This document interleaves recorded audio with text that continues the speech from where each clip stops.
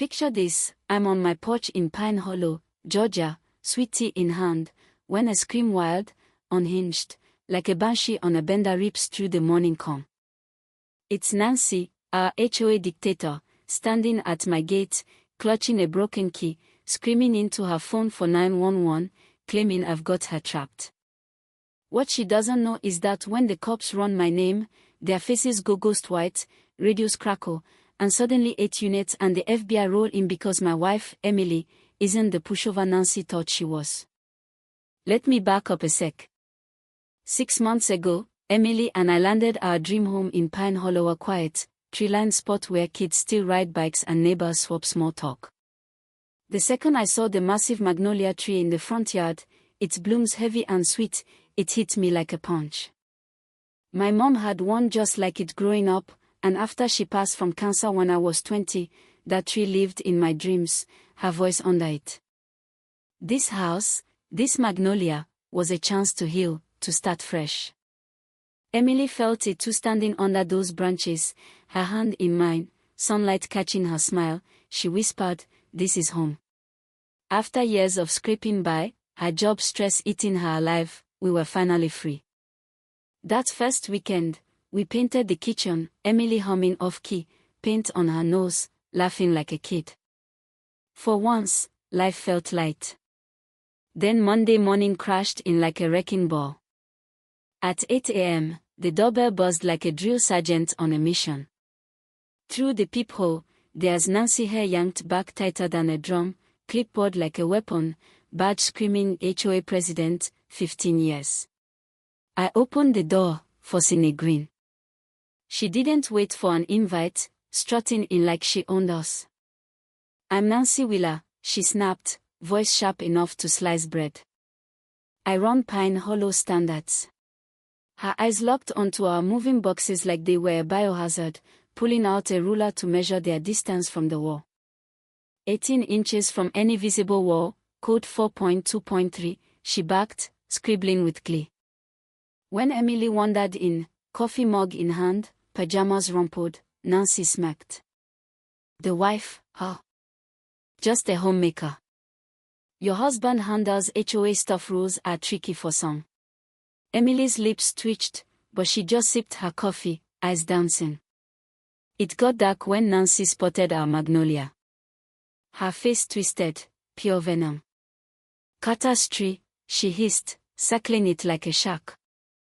"That old fool Tom Carter fought me for years, calling this weed historic, defying code 3.1.2 on height. He's gone, and it's coming down." It wasn't about rules, it was a personal vendetta against the old owner. "It's healthy," I said, steady. "It predates your HOA. There's an exemption, right?" Her laugh was ice cold. "Carter tried that. Didn't work. 30 days, or it's fines and lawsuits same as him." She stormed off, but instead of a car, she walked to the house across the street, a vacant colonial with a "for sale" sign, unlocked it, and slipped inside. That house was supposed to be empty. My gut twisted. She was watching us. Fines hit like a blizzard, grass 0.3 inches too long, $75, mailbox off by a degree, $50, curtains wrong beige, $100. By week 2, we owed $850 for nonsense nobody could have seen without binoculars. Nancy's emails to the neighborhood, CCing our neighbor Walt, a retired librarian, painted us as reckless newcomers with a dangerous tree. Walt forwarded them, warning, "She's done this before. The millers broke in 6 months. Stay strong." Emily, meanwhile, was drowning in work late nights, files labeled HOA fraud and Wheeler assets strewn across our table. She'd brush it off as boring fraud cases, but her tired eyes said otherwise. Week 3 turned creepy. I caught someone photographing our house at 3 a.m. gone before I could chase them. Then an anonymous email, "Your house has a past. Carter fought and lost. Get out now." I dug into records and found a sick pattern. Nancy's cousin, Greg Wheeler, ran Wheeler Properties, buying targeted homes for pennies after families buckled under fines and mysterious damages, flipping them for $2.8 million in profit over 10 years.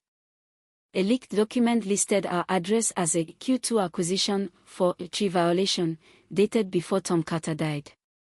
We want ransomware bait. I fought back, installing cameras and an electronic gate.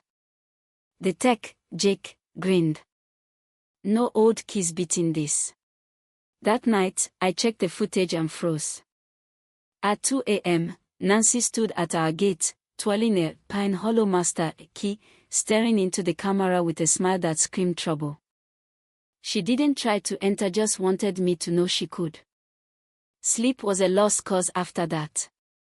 Then, one morning, the gate buzzer went wild. On the monitor, Nancy was a mess, hair loose, eyes creased, flanked by two guys with chainsaws and a woman filming. "I'm Nancy Wheeler, HOA president," she declared to the camera.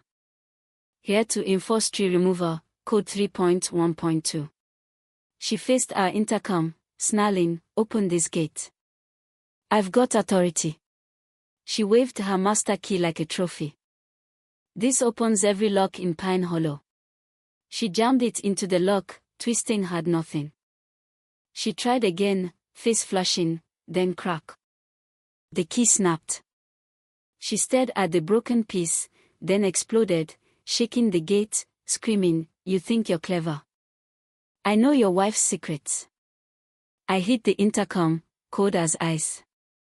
"Nancy, you're trespassing, caught on camera with an illegal key. Leave, or it's breaking and entering." She lost it. "I've driven out 40 families. You're nobody. Your wife's a fake with a badge." Her phone slipped, flashing a contact, Sheriff E. Private. She grabbed it, dialing 911. "I'm Nancy Wheeler. I'm trapped at 22 Pine Street. He's got weapons." The lie was so bold the chainsaw guys backed off. Emily stepped up behind me, badge in hand, smiling like she'd been waiting for this. "I've got it," she said, voice low, lethal. Cops arrived in 6 minutes. Deputies Ruiz and Patel, combat alert. Nancy ran to them, fake tears streaming. "He's terrorizing me. I'm just protecting Pine Hollow." Ruiz took her papers, expression blank, while Patel reviewed the filmmaker's footage. "They ran my ID," and their eyes widened. Patel whispered into his radio, "Sheriff Bennett's residence. Code 3. FBI en route."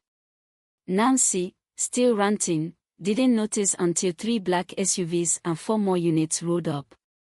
Emily stepped out, sheriff's uniform gleaming, followed by FBI agents in windbreakers. Nancy's face drained. This isn't right," she stammered. Agent Laura Kim stepped forward, voice like a blade. "Nancy Wheeler, you're under arrest for racketeering, extortion, wire fraud." Nancy ran, tripped, and face-planted into our muddy lawn, grass staining her blazer. Coughed, she screamed, "I've got connections." Her phone, now evidence, showed calls to Greg Wheeler already in custody. Emily leaned in. "You targeted my husband, thinking I was just a sheriff. Wrong move." The filmmaker, Mia, grinned, camera rolling. "This is my HOA corruption docs jackpot." Here's the twist. Walt, our quiet neighbor, handed Emily a folder years of notes on Nancy's scams, families she'd ruined. He'd been waiting, watching, ready to help. Nancy got 14 years for a $2.8 million fraud scheme. Greg got 10. Pine Hollow healed Walt's new HOA refunded fines, declared our Magnolia a landmark. "We host potlucks under it now, kids running, neighbors laughing." But last week, an email from Gloria Wheeler hit, "I own 2 houses here. See you at the HOA."